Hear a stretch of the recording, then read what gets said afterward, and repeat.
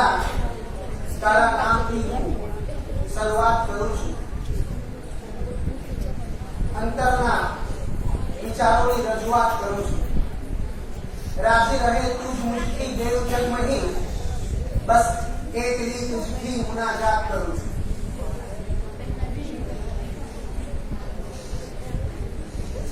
दी परिचय स्कूल परिच ना आचार्य साहेब श्री एम मीठा साहेब दी परिच एज्युकेशन सोसायटी ना सदस्य श्री दाऊदभाई अपना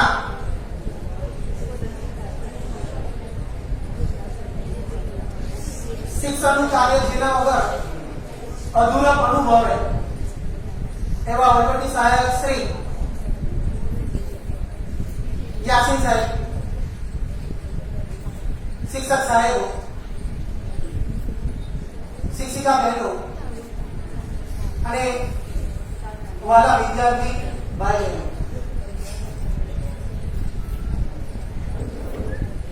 આજના આ વર્ષની વિદાયની વેળાએ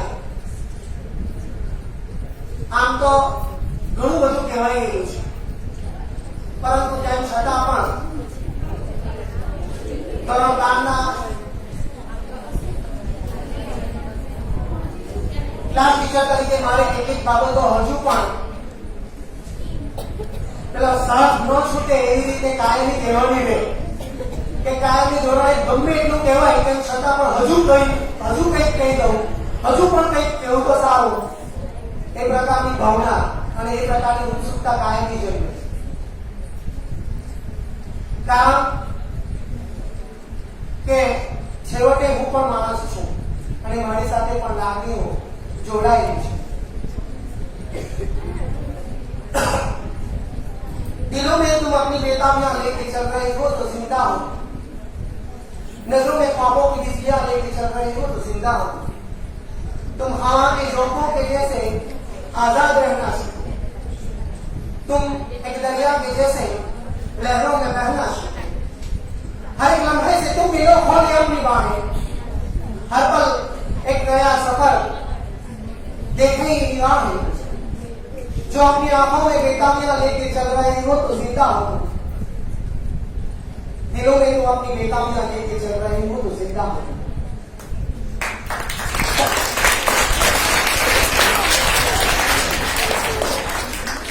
विद्यार्थी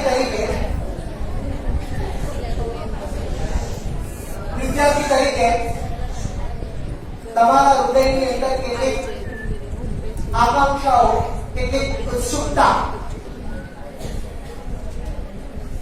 એ પણ હોવી જરૂરી છે, તો જ તમે જીવિત છો એ પ્રકારનું પ્રમાણપત્ર તમે આગળથી લઈ શકો.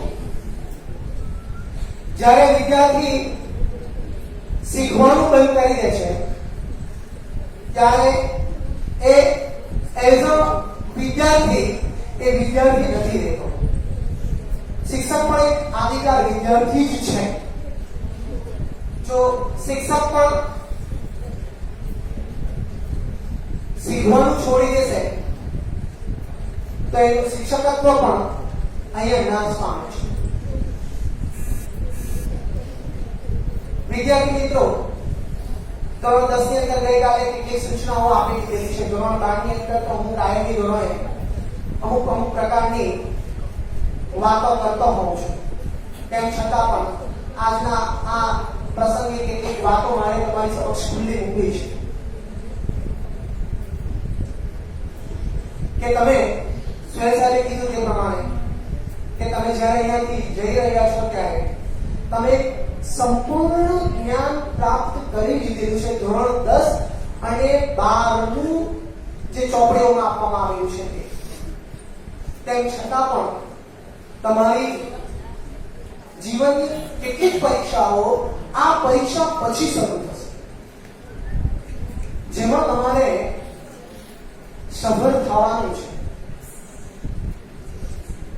શિક્ષણ એ નથી કે જે તમને બે વચ્ચે આપવામાં આવેલું છે. શિક્ષણ તો એ છે કે જે તમને ખરા અર્થની અંદર તમે જ્યારે સાચા જીવનની શરૂઆત કરો, જીવવાની શરૂઆત કરો, ત્યારે તમને કોઈક વસ્તુ કરવા માટે પ્રેરે અથવા તો તમે કરી શકો, એ સાચું શિક્ષણ છે. ધોરણ 5 ના અર્થશાસ્ત્રની અંદર એને કીધેલું છે આ માનવ મૂડી રોકાણ છે, કે માનવ ને માનવી તરફ લઈ જવા માટેનો આ ખર્ચ છે. તો તમે સાચા અર્થની અંદર માણસ તમારે બનવાનું છે. એક મનોવૈજ્ઞાનિક ગાફ્રીડ કદાચ નામ સાંભળેલું હોય તો એ જણાવે છે કે જ્યારે હું નાનો બાળ હતો, 12 વર્ષનો હતો, ત્યારે મને એક શિક્ષક દ્વારા પૂછવામાં આવ્યું કે તું મોટો થઈને શું બનીશ? ત્યારે ગાફ્રીડે એમ જણાવેલું કે હું મોટો થઈને એક માણસ બનીશ.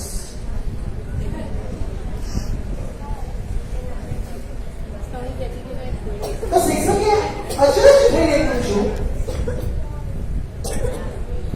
કે તું માણસ બનીશ એટલે? તો ગાફ્રીડે એમ જણાવ્યું કે હું સર્વપ્રથમ માણસ બનીશ, કારણ કે ત્યાર પછી હું જો ડોક્ટર બનીશ તો જો હું માણસ નહીં બની શકું તો સારો ડોક્ટર નહીં બની શકું. હું એન્જિનિયર બનીશ તો સારો એન્જિનિયર નહીં બની શકું. હું શિક્ષક બનીશ તો સારો શિક્ષક નહીં બની શકું. અથવા તો હું કોઈ પણ કક્ષાએ આગળ વધીશ તો જો હું પૂર્ણત્વ માણસ નહીં બનું તો હું કોઈ પણ ક્ષેત્રની અંદર કશું નહીં કરી શકું. આજના આ પ્રસંગે પણ મારે તમને આ જ સલાહ અથવા તો આ જ શુભેચ્છાઓ આપી છે કે તમે ખરા અર્થની અંદર માણસ બનો.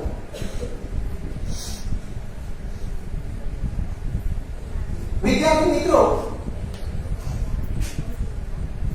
તો એકવાર એક નાનું બાળક એ લંડનના બેંગ ટાવર પર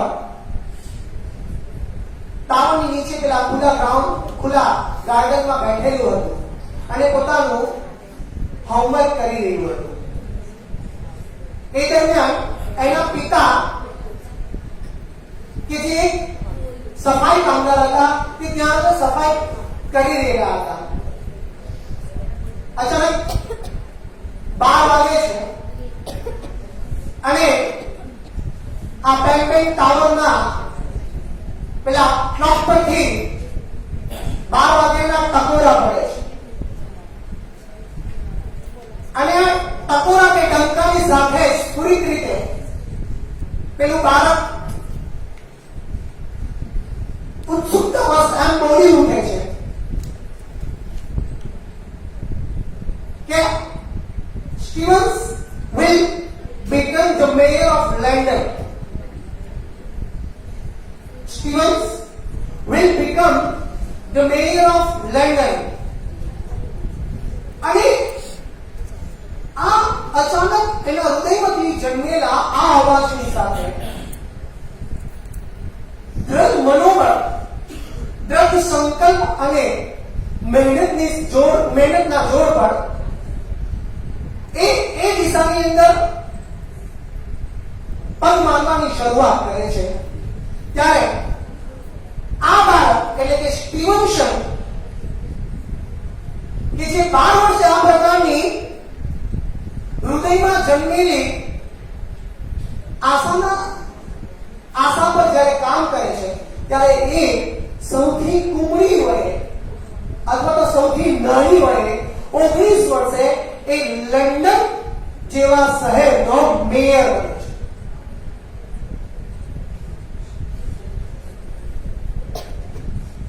આવા તો કેટલાય ઉદાહરણો છે કે જ્યારે માનવી કોઈ પ્રકારનો સંકલ્પ અથવા શક્તિઓની સાથે કરે છે ત્યારે એ ક્યારેય પાછળ નથી પડતો. એક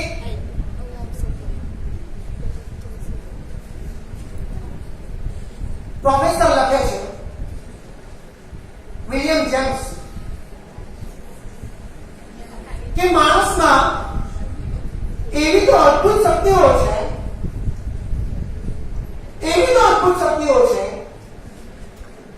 પણ માણસ એ શક્તિઓને જાણતો નથી, એની પ્રતિભાઓને ઓળખતો નથી અને જોતો નથી. જો એ શક્તિઓને કોઈ યંત્ર વડે એનો ફોટો ખેંચી લેવામાં આવે એની શક્તિઓનો, તો એ માણસ પોતે પણ આશ્ચર્યચકિત થઈ જાય કે હે, મારામાં આવી શક્તિઓ પડી ગઈ છે. તો તમે પણ માણસ છો અને તમારામાં પણ આવી શક્તિઓ, આવી પ્રતિભાઓ પડે છે, પરંતુ તમારે એને જાણવાની છે, એને ઓળખવાની છે અને એના ઉપર જે ધૂળ ચોંટી ગઈ છે એને ઉડાડવાની છે. અને એ દિશાની અંદર તમારે મહેનત કરી ને આ પ્રતિભાઓ થકી તમારી જાતને ઊંચે લઈ જવાનું છે.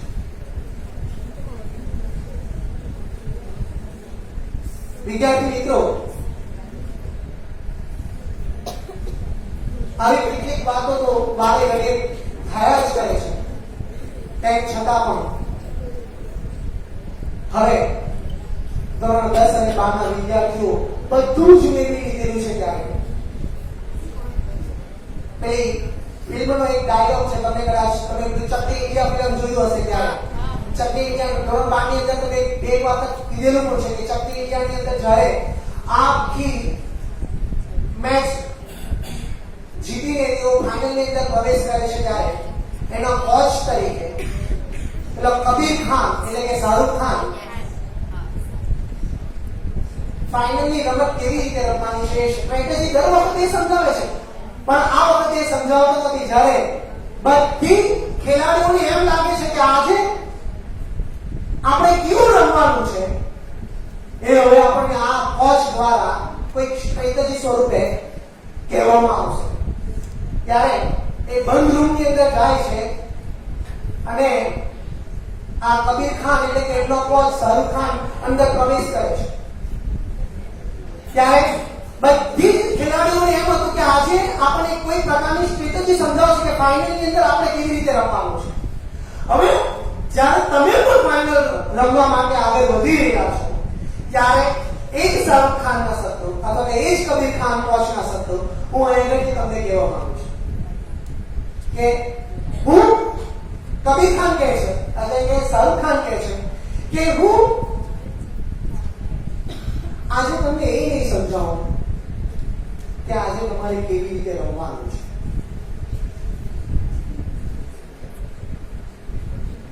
તમારા જીવનની શ્રેષ્ઠ રમત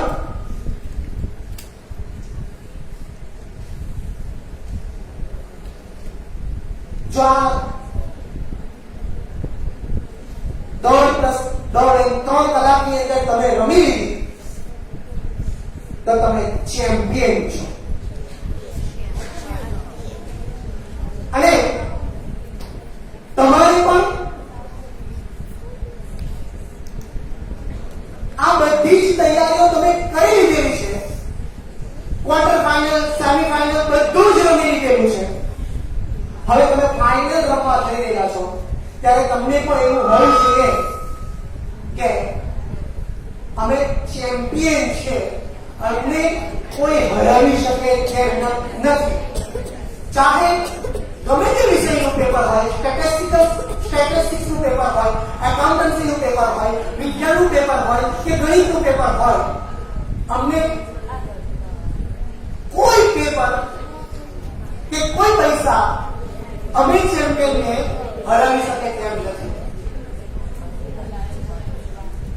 અને આવા જ આત્મવિશ્વાસની સાથે તમારા આ 3 કલાકની રમત ફરી વાર બોલું છું, રમત ઉત્સવની સાથે રમવાની છે.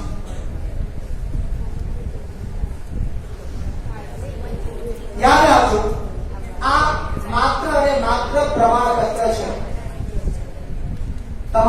ઓક્સિજન નથી કે જે તમારાથી છીનવાઈ જશે. એક પ્રમાણપત્ર તમારી જિંદગી નક્કી કરી શકે એ વાત ન યાદ રાખવી જોઈએ.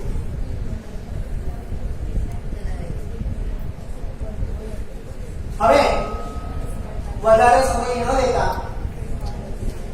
હું ધોરણ 10 અને 12 ના વિષય શિક્ષક તરીકે ધોરણ 12 ના વિષય ક્લાસ ટીચર તરફથી एक मनोज मुंतशिर को एक शेर कहवा मांगू कि सुनो, कह दो वो बातें तुम कभी जो कह न पाए. सुनो बहनी दो आंसू कभी जो बह न पाए. कहीं देर न हो जाए, कहीं देर न हो जाए. बुलाओ आज ही उसको जिसे वापस बुलाना, उसे यादों के खत लिख दो जिसे मुश्किल बुलाना. जहां फुर्सत हो दम लेने की वो पल किसने देखा है. जिसे मिलना है मिल लो आज ही, कल किसने देखा है.